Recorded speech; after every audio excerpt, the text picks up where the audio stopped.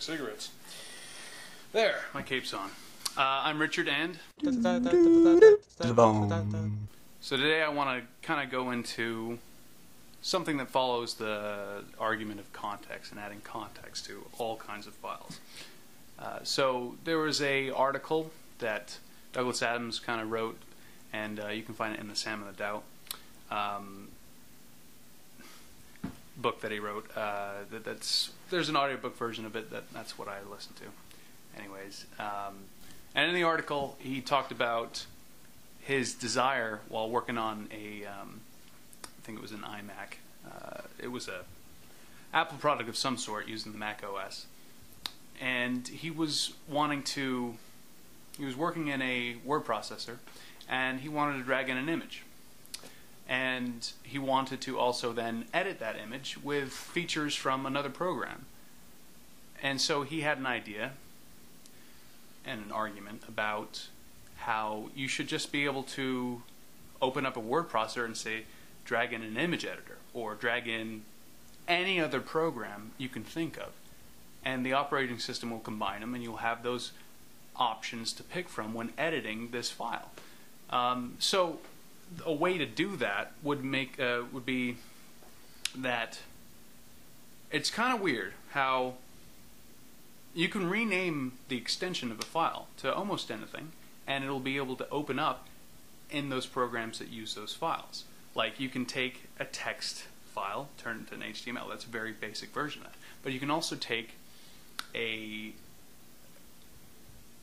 say PNG file or something similar. Not all the time, but in some instances you can change that extension, that .jpeg or that .png, or you'll save a file that you've been working out of as a different extension, and it'll work, and you can use it in programs that use those files. What if all programs accepted all files, and all files could be renamed to a different extension? It's just a bunch of data. You know, you can take a JPEG file and import it directly into your recording software, and I've experimented with that, and that's really fun. In fact, if I can find it, I'll post the audio of that on here. It's kind of weird.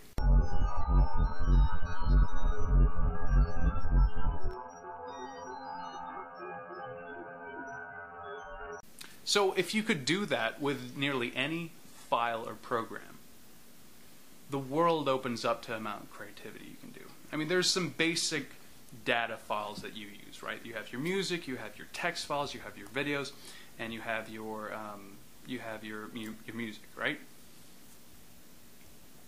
There are programs that utilize all those things. Take for instance games.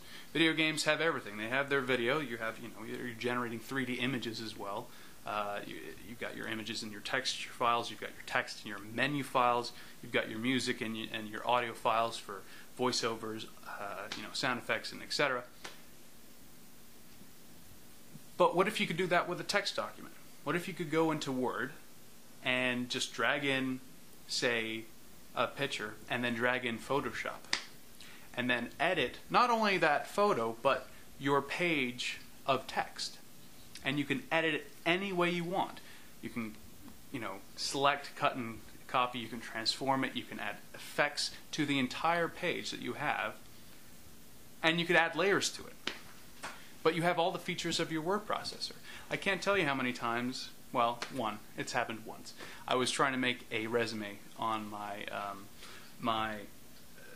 my GIMP program, my open source Photoshop program, and if there were some more word processing elements to that, it would have been quicker and easier to take care of all that text that I added, and there'll be an image of what all that looked like now. And if I was using features from not only Photoshop and word processor, but also, I don't know, some sort of HTML file, I could then add JavaScript and animate that file, but also have it based in, a document file, a DOC extension. And if you could do that with, say, like take an image and you can drag that image into your music. Like, say you have your Winamp open, and you also have you drag in, say, Word, and you drag in Photoshop or an image viewing program, and you have this image, and then you apply a music file to that file. You embed in that file that dot whatever music. So anytime you open that file, there'll be music attached to it that you can play. Now, I can't really see where you could go with that. It's certainly interesting. It would make programming possibly, doing website design maybe easier, but that would open up a whole new world of what you can do with computers. And so, yeah, that's my idea for the day. Something to play! Something to play with today. I'm not going to do a game. I kind of want to not make these so limited as what I can add at the end of this stuff. But I recommend, I just used it, it's called CameraSim. I believe there'll be a link to it down there. And I don't know if it's a good thing or not, but certainly I had fun with it. You know, I really like photography. If you don't know, I'm using my Rebel EOS Canon T2i camera with a 55mm lens on it, or an 18 to 55mm lens. And I like taking photography. It's really cool. Maybe I'll show you one of my favorite pictures that I've taken at Tahoe, or just a random one here now. And the reason I don't know if it's a good idea or not is because the skill of photography is a real skill. You know, having an eye for something is a unique skill. My mom really loves photography, but she thinks that she doesn't necessarily have the right eye for it. When she sees this kind of stuff that I take, she really feels that that's a skill that I have over the majority of people when it comes to photography. And if everyone had a DSLR and was just taking off pictures, as many as they can, and because it's digital, there's no worrying about film. If you didn't know the advantage of a digital camera, I'm not sure that would be good for photography. There's people out there that are using their phones, their iPhones, and hey, look at this picture I took with my iPhone. Amazing. No, it's not amazing. I mean, we're in a digital age. Technology is advanced to the point where, quality of pictures you can take with a camera phone are going to be high. And so you might not necessarily know, if you don't have an eye for photography, the difference between a professionally taken picture and someone who does something with an iPhone. So it might damage the reputation, as far as the industry of photography is concerned. But if you want to learn how to use your DSLR, if you have one, if you were willing to pay, $600 to $700 to $1,000 on, one of the standard models, go check that out. It's really cool. There'll be a link. Something to listen to. Something to listen to today.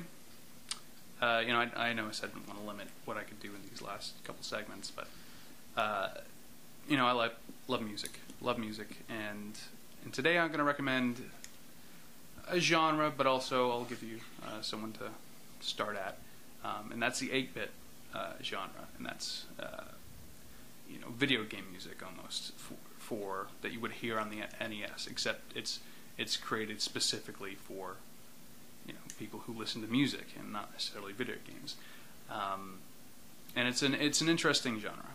I think they like to call it chiptune. I don't like to call it chiptune. Chiptune. 8-bit. Because that 8-bit, you think about NES or that era of video games, and you don't necessarily associate it with a computer that can only process a total of 8 bits worth of numbers, and so. But a place to start. The guy does the music. Well, the guy licenses music, and they use it for the Penny Arcade series over on PATV. Alex Maurer, and there'll be a link to his website and how to spell his name down there. And you can go on there and you can download most of his stuff for free. There's a few albums that he puts up for purchase, or you can donate and download his stuff for free. And it's interesting because if you like music, and I mean music, not the lyrics, not the technology, not the people behind it, the reality show side of it, or the performances. You just love music.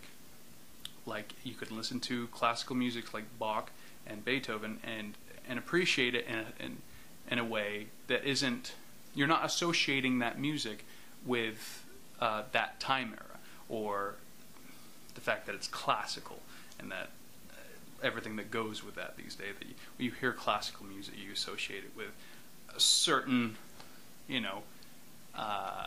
high class, old, all that. But if you can appreciate that in the way it's composed and the way that the music is paced and like I said, canvas, chords that go up and down, it's a story arc and so forth, then you can like this music. Most of the songs are, about a minute, a little over a minute long. So he's produced a lot of these songs. But I can really get into it. I can listen to it in the car, just like I can listen to, the Guillemots.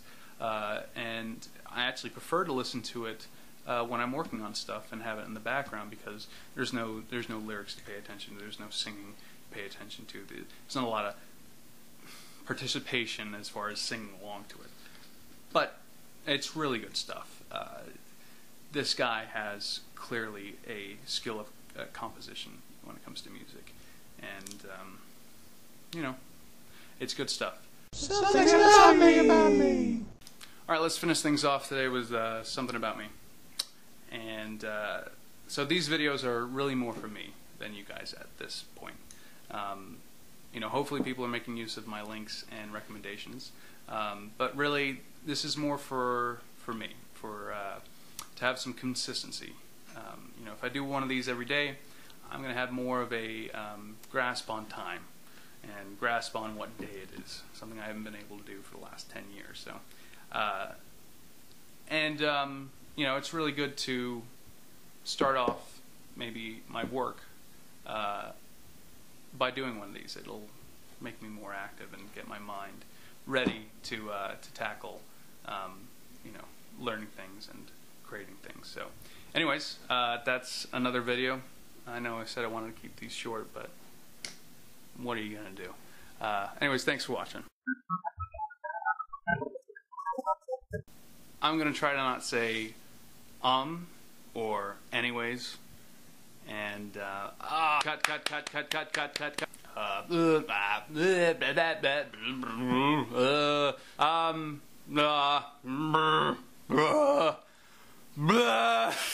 No. Yeah, that was weird.